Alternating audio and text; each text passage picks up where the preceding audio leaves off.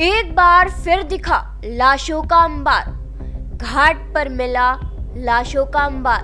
Corona काल की तरह मिली डरावनी तस्वीरें। उत्तर प्रदेश के प्रयागराज में एक बार फिर से गंगा नदी के किनारे रेत में बड़ी तादाद में शवों को दफनाया जा रहा है। प्रयागराज के फाफामऊ घाट की इन ताज़ा तस्वीरों ने एक बार फिर से लोगों को कोरोना काल की याद दिला दी है।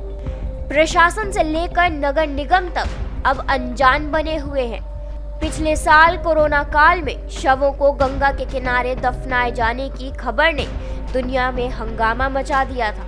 इसके बाद हरकत में आए प्रयागराज नगर निगम ने रेत से सैकड़ों शव बाहर निकालकर उनका देह संस्कार कराया था और नदी किनारे रेत में शव दफनाने पर प्रशासन ने रोक लगा दी थी। लेकिन इसके बावजूद अब गंगा किनारे धड़ल्ले से शवों को दफनाए जाने का सिलसिला फिर से शुरू हो गया है। दरअसल मानसून आने पर अब 1 महीने से भी कम वक्त बचा है।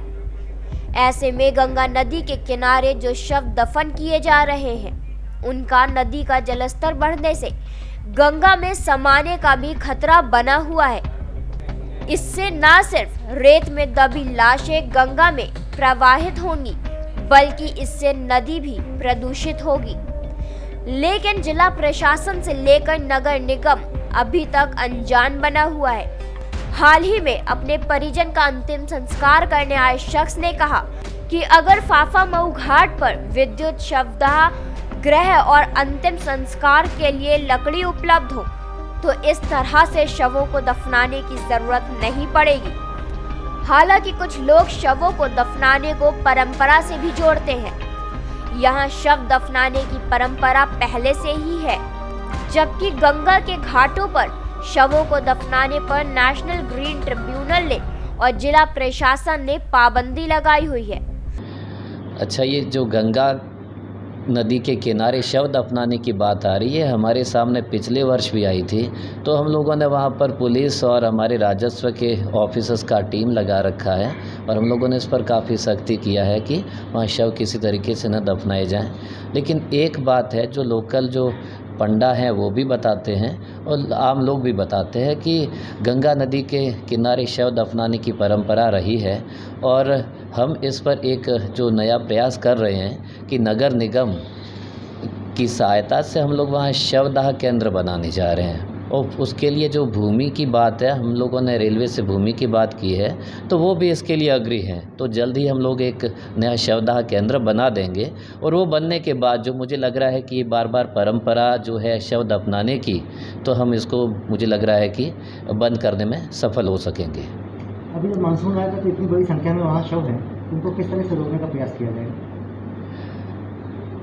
ये पिछली बार हमारे सामने इस तरह की समस्या आई थी और इस बार मुझे लग रहा है कि जितने शव ऊपर जो दिखाई देता है, कपड़ा दिखाई देता है, जो बॉडीज़ है वो काफ़ी अंदर और काफ़ी नीचे की ओर है।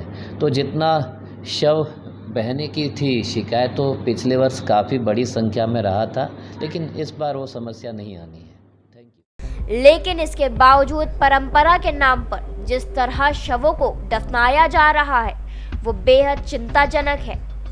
फाफामऊ घाट पर हर दिन शवों को रेत में दफन किया जा रहा है। यहाँ पर चारों तरफ कब्रें ही नजर आ रही। एक रसूलाबाद घाट है, एक फाफामऊ है आपका गंगा पार, एक आपका छतनाग है, एक ये आपका अरैल तरफ है, आपका सिंहबेदपुर है और दारागंज में भी है।